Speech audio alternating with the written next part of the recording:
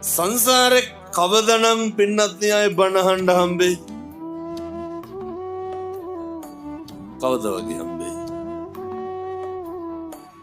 එමේ අම්මලා තාත්තලා හිතාගෙන ඉන්නේ ලබනාත් කවුරු වෙලා උපදී කියලා.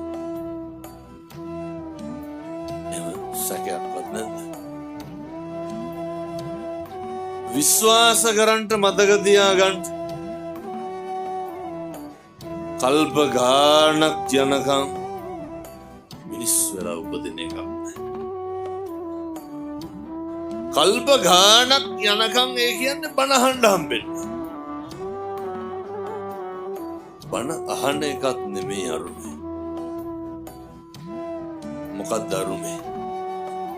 දැන් මොකක් හරි අහලා තේරුම් ගන්න පුළුවන් කවුරු වෙලා ඉපදුනා. බණ මොයින් බල්ලොන්ටත් ඇහෙනවද? තේරුම් ගන්න පුළුවන්. නිවන් මඟ අහුරන ප්‍රබල කාරණයක් තමයි වෙනත් ව්‍යාපාදය.